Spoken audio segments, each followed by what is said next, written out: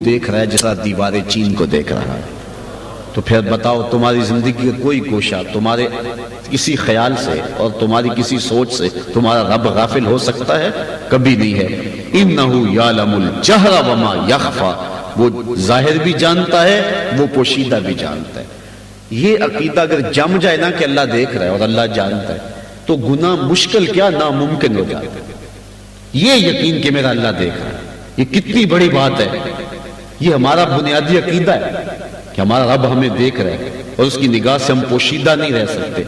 تو پھر دروازے کا کھلا رہنا یا بند ہونے سے کیا فرق پڑتا ہے اگر انسان کا یہ عقیدہ پختہ ہو کہ میرا مالک دیکھ رہا ہے.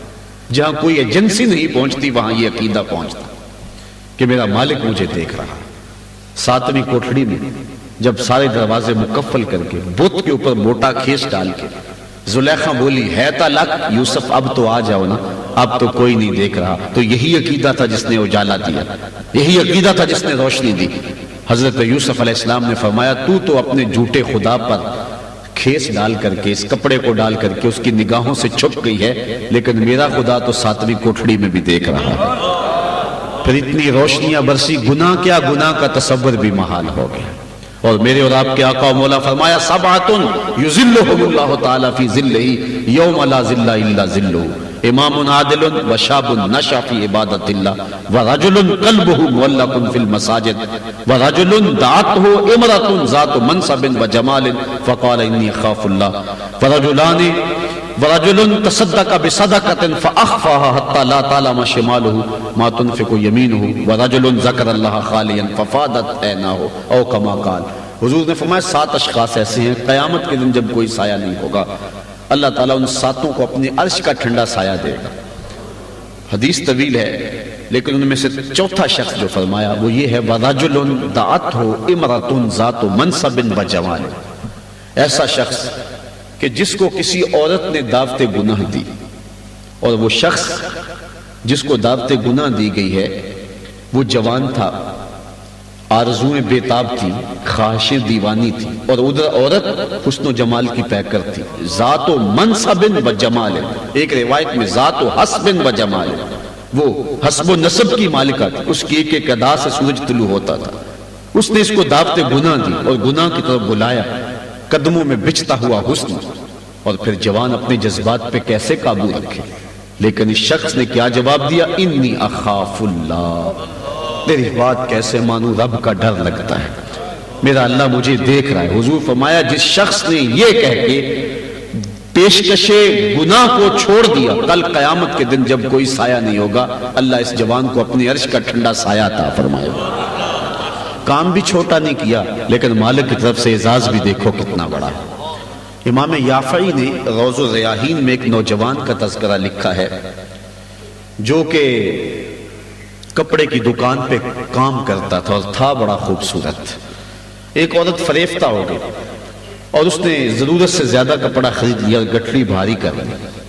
مال کے دکان سے کہنے لگی کہ جوان کو میرے ساتھ بھیج دو تاکہ میرا سودا میرے گھر چھوڑا ہے. مالک اس کی نیت سے آگاہ نہ ہو سکا اور نوجوان کو اس کے ساتھ بھیج دیا. وہ نوجوان کو اپنے گھر لے گئی، جب اندر داخل ہوا تو دروازے مکفل کر دیے اور حیا سوز لباس بھی اتار پھینکا. اس نوجوان کو دعوت گناہ دینے لگی. وہ نوجوان صرف حسین ہی نہیں تھا، اللہ کا ولی بھی تھا. اگر وہ دن دکان پہ کام کرتا تھا، رات اس کی مصلے پہ گزرتی تھی. اس نے اس عورت کی طرف التفات نہ کیا، اس نے بڑے ڈورے ڈالے، بڑی رسیاں پھینکی، لیکن اس پگلی کو کیا پتا کہ نور کو رسیوں میں جکڑا نہیں جا سکتا.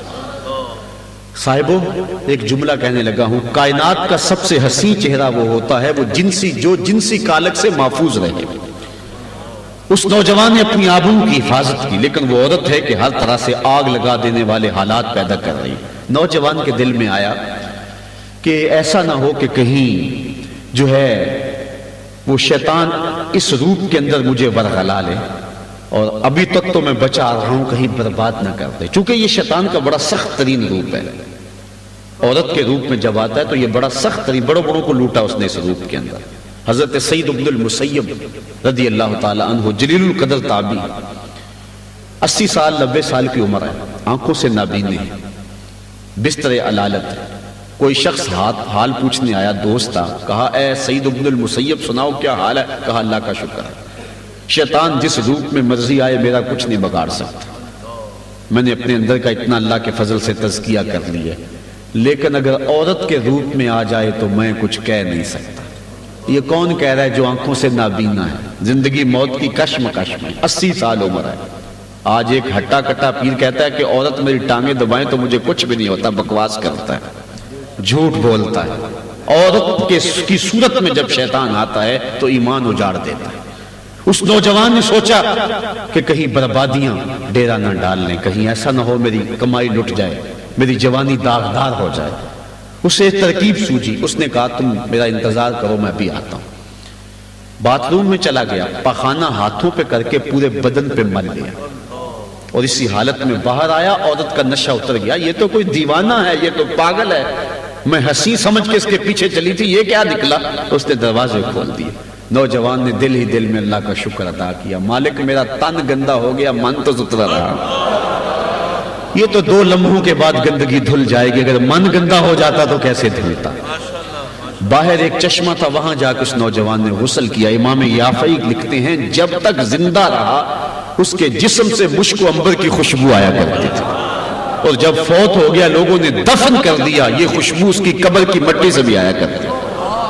اللہ اکبر، یہ عقیدہ کہ میرا اللہ مجھے دیکھ رہا ہے، اِنَّهُ يَعْلَمُ الْجَهْرَ وَمَا يَخْفَى، اس عقیدے کو من میں اتار لو۔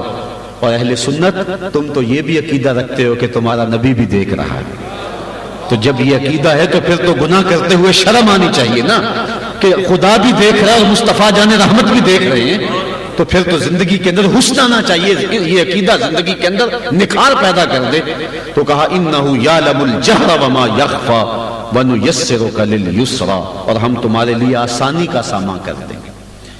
یہ دین مشکل نہیں ہے، یہ دین آسان ہے۔ اگر کوئی عزم کر لے نا کہ میں نے چلنا اس راستے پہ، اللہ آسانیاں پیدا کر دے، اور اگر کوئی مشکل سمجھے تو مشکل ہی ہوتا ہے۔ آج کل ایک فیشن ہے، ہر بندہ کہتا ہے جی آج کل دین پہ چلنا بڑا مشکل ہے۔ توجہ چاہوں گا، یہ کون کہہ رہا ہے جو مسجد میں آتا ہے تو باہر گن مین کھڑا ہے تاکہ اس کو کوئی ضرر نہ پہنچے، اندر قالین بچھے ہوئے ہیں، ہیٹر سلگ رہے ہیں، گرم پانی دستیاب ہے، مخملی قالینوں پہ پیشانی رکھ کے سجدہ کرنے والا، فانوس لٹک رہے ہیں، ماحول خوبصورت ہے، اور یوں نماز پڑھنے والا فیشن کے طور پہ کہہ رہا ہے آج کل دین پہ چلنا بڑا مشکل ہے۔ میں نے کہا میاں تیرے لیے مشکل ہے یا کربلا والے حسین کے لیے مشکل تھا؟ انہوں نے تو نہیں کہا کہ دین پہ چلنا مشکل ہے، تیرے لیے مشکل ہے یا بلال حبشی کے لیے مشکل تھا، جنہوں نے تپتے ہوئے کوئلوں پر لیٹ کر کے حق کی آواز دی، جن کے جسموں کو توڑا گیا، جن کی ہڈیوں کو نچوڑا گیا، لوہے کی کنگھیوں سے چھیدا گیا اور تپتے ہوئے کوئلوں پہ لٹایا گیا، گلے میں رسی ڈال کے مکے کے بازاروں میں گھسیٹا گیا، لیکن بلال ہے کہ آہد آہد بول رہے ہیں۔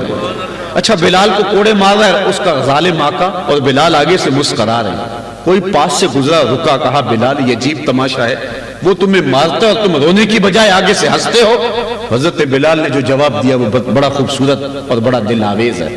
حضرت بلال فرمانے لگے کہ تم جاؤ نا بازار میں مٹی کا برتن خریدنے کے لیے تو اس کو بھی ٹھوک بجا کر کے دیکھتے ہو، اس کی آواز تو ٹھیک ہے، یہ کہیں کچا تو نہیں ہے؟ کہا تم تو مٹی کا برتن بھی خریدنے جاؤ تو ٹھوک بجا کے دیکھتے ہو، اس کی آواز تو ٹھیک ہے، کہیں کچا تو نہیں ہے؟ کہا میرا مالک بھی بلال کو خرید رہا ہے، دیکھ رہا ہے بلال کہیں کچا تو نہیں ہے۔ میں کہتا ہوں مالک ادھر جائے چمڑی لیکن پھر بھی حق حق کی آواز ختم نہیں ہوگی۔ زخم پہ زخم کھا کے جی، خون جگر کے گھونٹ پی، آہ نہ کر لبوں کو سی، یہ عشق ہے دل لگی نہیں۔ محبت کا دعویٰ کرنا آسان ہے، محبت کی ریت نبھانا مشکل ہے۔ آج اگر اپنے آپ کو عاشق رسول کہتے ہیں تو اس کے تقاضوں کو بھی نبھانا ہوگا، اپنی ظاہر باطن کو حضور کے طریقوں کے مطابق ڈھالنا ہوگا۔ یہ مشکل نہیں ہے، یہ آسان ہے۔ وَنُيَسِّرُكَ لِلْيُسْرَى، ہم نے تمہارے لیے اس میں آسانی کا سامان کر دیا ہے۔